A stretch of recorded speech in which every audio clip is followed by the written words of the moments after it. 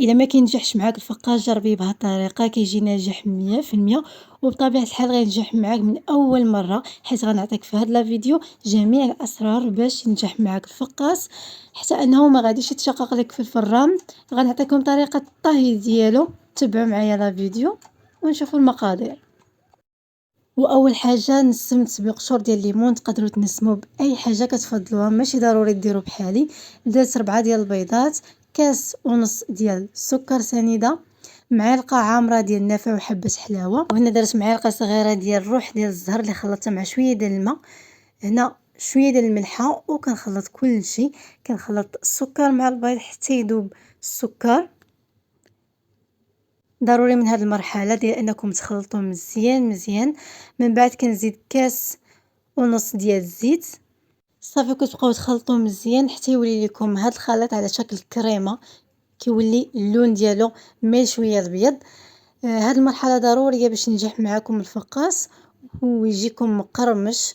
بالنسبه للطياب او طريقه الطياب، فضروري ضروري الفران دائما خاصو يكون على عافيه مهيله بحال الشمعه. هنا كنت درت كاس ديال الزنجلان، كاس معامرج ديال الكاوكاو، وكنخلط مزيان. من بعد كندير الزبيب اللي كنت مرقده شويه في الماء، نص كاس ديال الماء زهر، حيت كيعجبني مذاق الزهر خصوصا في الفقاس، كيعجبني مذاق الزهر يكون باين بزاف.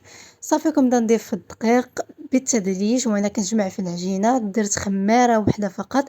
سر من اسرار نجاح الفقاس هو انكم ما تكتروش الخميره، ديروا غير القياس باش ما يتشققش لكم في الفران. بالنسبه للعجينه ملي كتجمعوها خاصها تكون مرخوفه، يعني رطبه، ما تكونش قاصحه. صافي كنقسمها على شكل كويرات على هذا الشكل. واخر حاجه درت هي سرحت العجينه على هذا الشكل ودرت وسط منها اللوز، ومن بعد لويتها. علاش هاد الطريقه اللي درت؟ باش يبان اللوز في التقطيعه.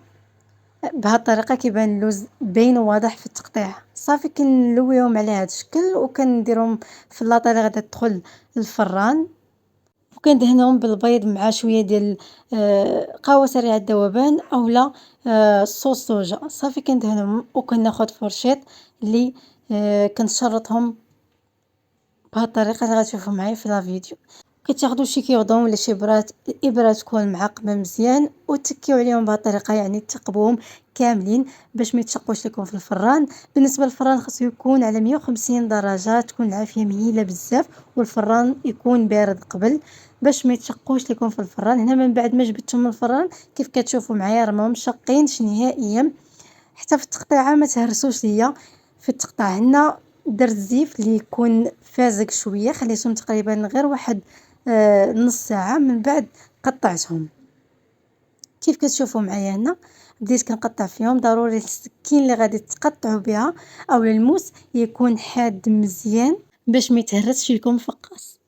حتى في التقطيعه ما كيخليش ليا نهائيا الكسور. واحد الملاحظه نسيت ما قلتهاش، بالنسبه للفران خاص ضروري اللاطه تكون الفوق، يعني الفوق، والعافيه من تحتها، يعني العافيه خاصها تكون تحت من الفقاس والفقاس يكون الفوق. ما ديروش الفقاس ديالكم لتحت اولا ما تشعلوش عليه العافيه من الفوق باش هكا ما يتشققش ليكم.